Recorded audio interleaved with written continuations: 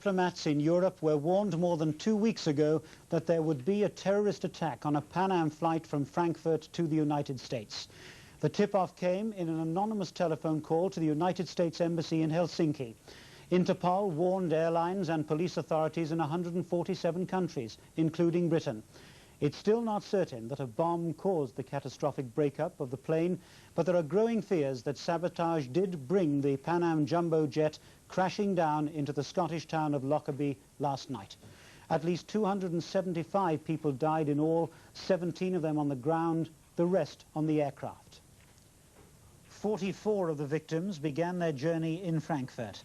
At London's Heathrow Airport, they changed to the 747. Flight 103 with 243 passengers took off for New York at 6:25 last night. Shortly after 7, 31,000 feet over southern Scotland, it disappeared from radar. Minutes later, wreckage was falling into fields between Lockerbie and Langholm, 13 miles away. At Tundergarth Mains, 3 miles from Lockerbie, the cockpit section crashed into a hillside. But the worst destruction was in the town itself. Flaming wreckage engulfed 5 vehicles on the A74 in the town. Close by, a row of houses in Sherwood Crescent took the full force of a section of fuselage, which gouged a 30-foot crater where the homes had stood.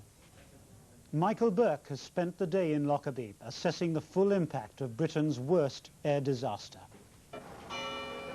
Day broke slowly over Lockerbie, over its shadowed ruins, over the cockpit of Pan Am's Maid of the Seas, nose down in the soft earth.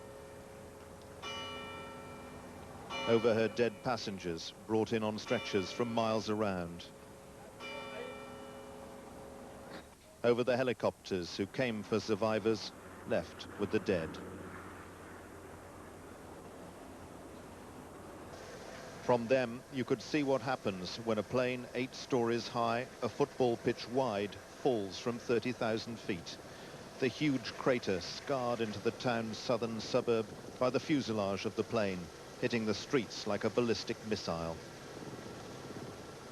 The aircraft came out of the sky trailing flames, scattering wreckage, fuel and passengers. Today, its remains lie in bits in a 10-mile radius around the town.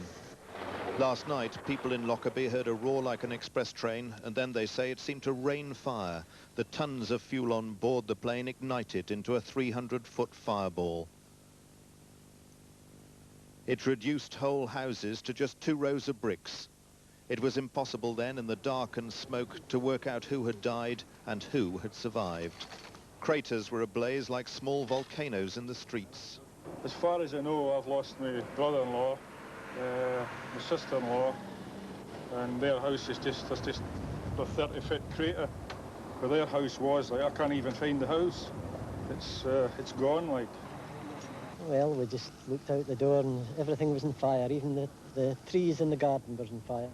Well, there was 3. The elderly couple next door in there quite badly. Their house is burned completely and they're quite badly burned. The wreckage had scattered across the main A74 road north to Glasgow, catching vehicles that were just passing through the town and adding to the confusion over casualties. The fuselage lay amongst the town's ruins. The cockpit was 3 miles away, severed from the rest of the plane in a way that posed questions of a mid-air explosion. What is quite clear, though, is that as various parts of the aircraft hit the ground miles apart, clearly something very awful happened in the sky. It was awful on the ground. Today, outside the town hall, they posted a list of those known to be still alive. It was impossible to determine who was dead, only those who could not be accounted for. They set up a treatment centre for minor injuries, but there were not many. You escaped or you died. In the ruins of their homes, they searched for the bodies of the aircraft's passengers. Such a catastrophe, so sudden, so great a shock for a quiet town. It looked like a scene out of hell. This whole road was ablaze. I mean, just describe what it was like. When I was sitting with my aunt, a thing like an enormous mushroom fireball whizzed past the window, and all I could think of was getting her out and throwing her down on the ground, because I know that that's the safest place to be. It came straight down. and then this great mass of flames, and I turned to run, but there's nowhere to run to. We thought it was an earthquake at first, didn't we? Didn't know what it was, and then we rushed outside and just all this debris coming down. Once the fires were out, there was little for the rescuers to do but evacuated those who survived. This is what is left of Sherwood Crescent. Until 19 minutes past 7 last night, one of the most ordinary streets in Britain.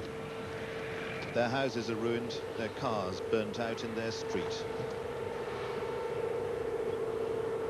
Everything they had, all their possessions have gone. They're reduced to the charity of their friends and the funds set up to help them here. So many died here last night, but for the people of Lockerbie, it could have been worse.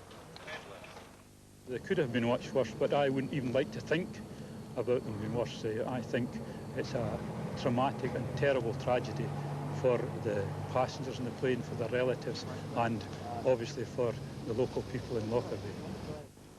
Flight 103 ended after 55 minutes, strewn around the Scottish countryside. Crash investigators began their painstaking task of collecting even the smallest particles of the plane, just hours after it plunged in the skies. Their task won't be an easy one, though the discovery of the aircraft's 2 flight recorders may provide the information which determines whether Flight 103 ended in accident or sabotage. Whether it exploded or not, I don't know. It does seem to us, it does appear on the face of it that it had a structural failure in the air, but we won't be able to say why for quite some time. A stream of official visits went on through the day. After touring the crash site and hearing details of the rescue operation, the Duke of York told people in Lockerbie he had great sympathy.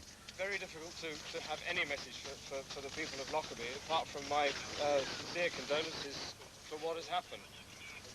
I suppose that statistically, something like this has got to happen at some stage on a time. Mrs. Thatcher went to 3 of the places where the bits of the plane had crashed. She travelled out of the town to see for herself how the crew of Flight 103 had died. One has never seen or ever thought to see anything like it, and I don't think anyone else has either.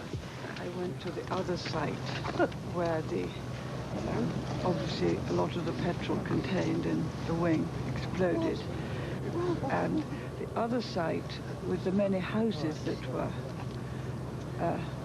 damaged looks very much worse in daylight than it did from what we could see on television last night, and the damage much more widespread. And again, it is beyond anything in one's experience. In the centre of the town, she spent half an hour talking to the people who had survived. As well as the people of one home. And the people of the town. If it happens so suddenly, and if you can see anything coming, you don't know what to do for the best. The latest information from the police within the last hour is that they've now recovered 150 bodies, including those of 3 children. But still, now, more than 24 hours after this tragedy, we still don't know the final death toll. Lockerbie is a small market town. Just 3,000 people live there. And today its people have been trying to come to terms with last night's disaster. The people of Lockerbie reacted with disbelief and horror today as word spread about casualties and the devastation caused by a fireball which had gouged such a scar through the heart of their town. For some, there were much needed words of comfort. Many were close to tears as they relived their experiences. Others valiantly embarked on clearing the debris